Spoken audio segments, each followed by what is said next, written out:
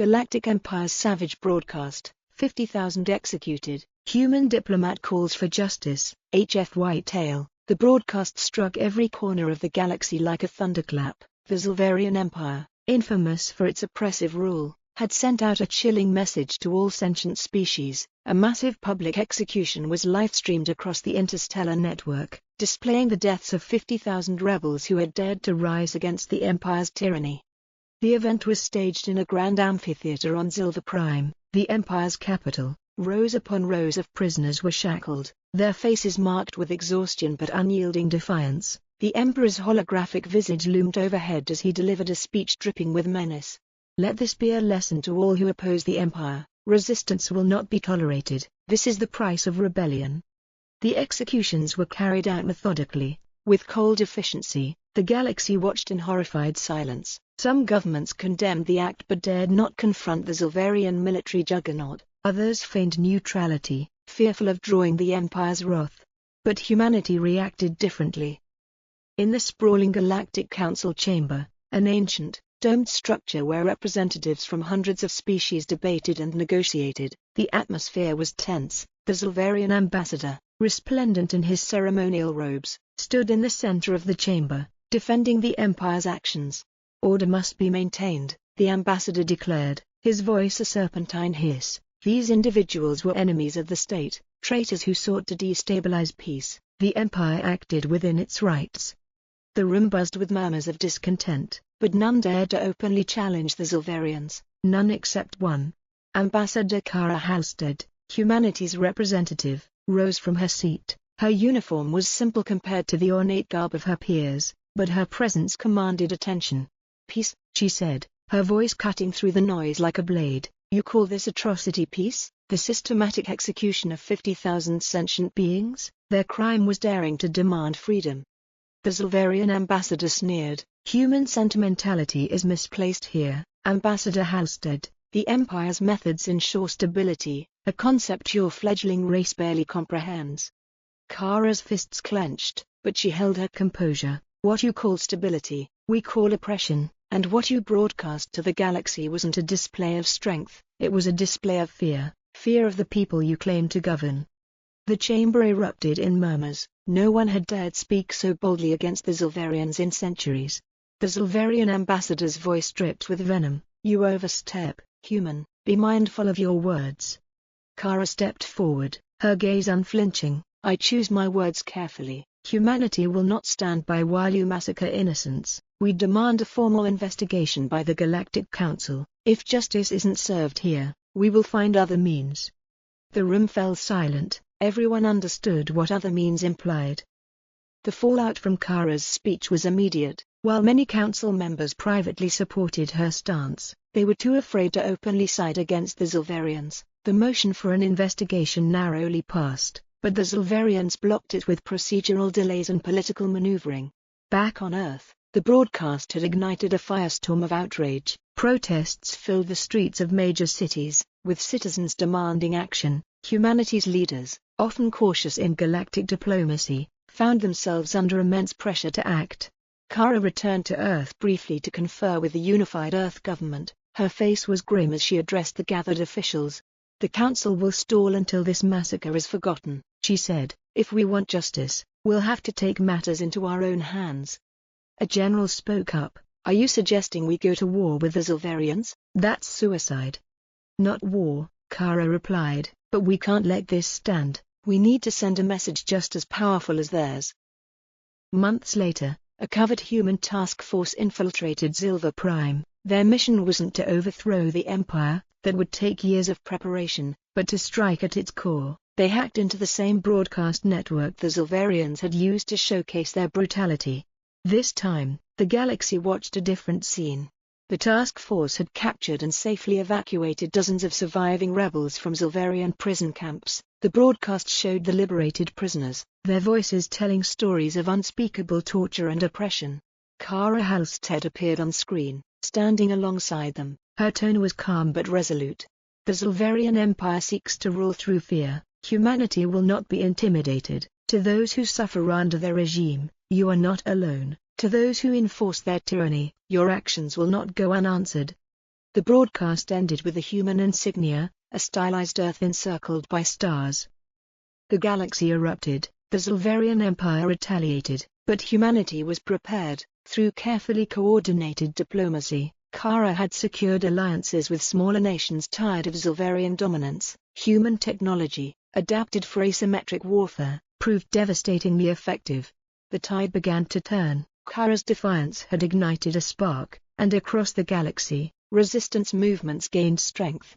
Years later, when the Zilverian Emperor was forced to abdicate and their empire fractured, historians would trace the beginning of the end to a single moment, the day a human diplomat stood before the galaxy and demanded justice for the voiceless. The fall of the Zilverian Empire sent ripples across the galaxy, reshaping the balance of power in ways no one could have predicted. The oppressed species that had lived in fear for generations now rose to claim their freedom, inspired by humanity's defiance and the courage of Ambassador Kara Halstead. The Galactic Reconstruction Era. In the aftermath of the Empire's collapse, chaos threatened to engulf the galaxy. The Zilverian territories, once rigidly controlled, fractured into warring factions, each vying for dominance. Refugees fled the conflict zones, overwhelming neighboring systems. Human ships, marked with the symbol of Earth's humanitarian core, were among the first to arrive, carrying food, medical supplies, and personnel. The Unified Earth Government, under Kara's urging, spearheaded a massive initiative, the Galactic Reconstruction Alliance, GRA. While many species feared stepping into the power vacuum, humanity embraced the challenge.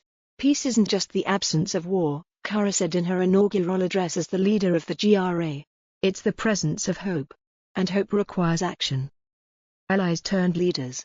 Through the GRA, humanity trained and equipped local resistance groups to become governing bodies in the former Empire's territories. Kara worked tirelessly to unite the fractured species under a shared vision of cooperation. Among her closest allies was Rintel, a former Zilverian general who had defected after witnessing the massacre. Rintel became a symbol of redemption, openly condemning the Empire's atrocities and advocating for reconciliation. Together, Kara and Rintel traveled to war-torn systems, mediating disputes and building coalitions. Kara Halstead taught me that true strength lies not in conquest but in lifting others up, Rintel said in a famous address to the newly formed coalition of free systems. A new galactic order. Over the next decade, the GRA evolved into the Interstellar Union, a governing body built on principles of equality, justice, and mutual defense.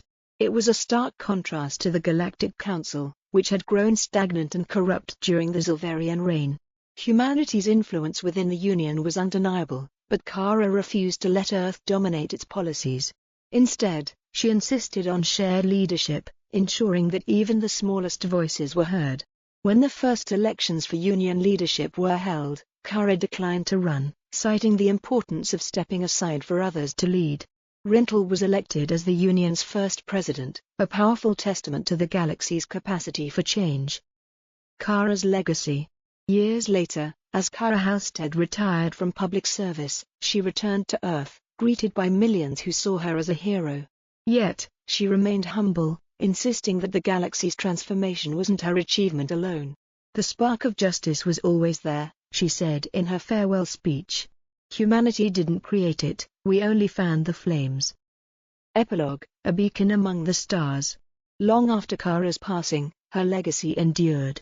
Statues of her and Rintel stood side by side on the former Zilverian capital, now the seat of the Interstellar Union. Each year, on the anniversary of the broadcast that had changed the galaxy, beings from countless worlds gathered to honor the courage of those who had stood against tyranny. The day became known as Unity Day, a celebration of the moment when a single voice dared to demand justice, and a galaxy found the strength to answer. Centuries later, the legend endures. Generations passed, and the galaxy continued to evolve. The Interstellar Union, born from the ashes of the Zilverian Empire, became the cornerstone of peace and cooperation among hundreds of species. What had once been a fragile alliance grew into a thriving civilization, united by a shared commitment to justice and equality.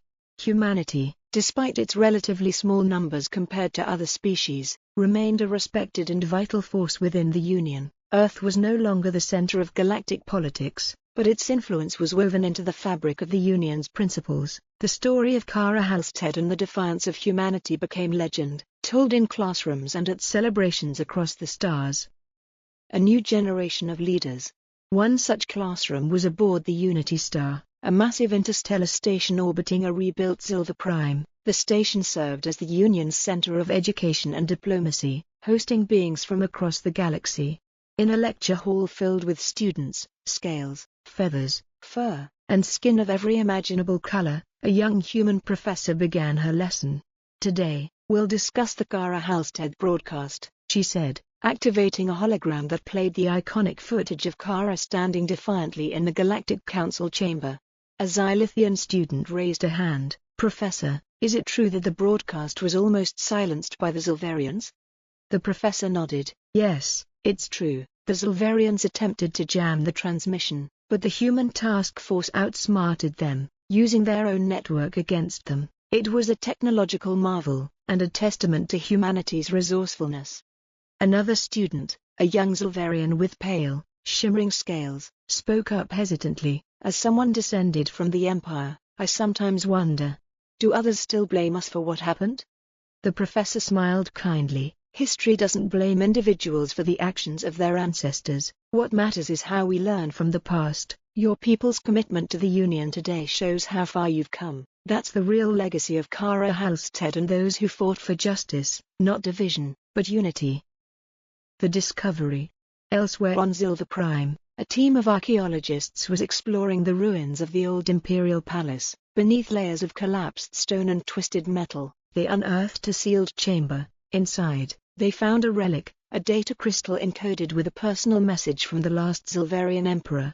The message was a confession. The emperor admitted to ordering the executions not out of strength but out of fear that the rebellion would expose the empire's vulnerability. The crystal was brought to the Unity Star and displayed in the Hall of Justice, alongside a recording of Kara's famous speech. Together, they served as a stark reminder of the cost of tyranny and the power of truth. The Eternal Flame. On the 1000th anniversary of Unity Day, beings from across the galaxy gathered on Silver Prime to witness the relighting of the Eternal Flame, a monument symbolizing the resilience of freedom. The ceremony was attended by descendants of Kara Halstead, Rinthal, and countless others who had fought for a better galaxy. As the flame roared to life, its light reflected in the eyes of those watching, a beacon of hope that transcended species, time, and space. A young Zilverian child turned to her mother, pointing at the statue of Kara Halstead. "Will I be brave like her one day?"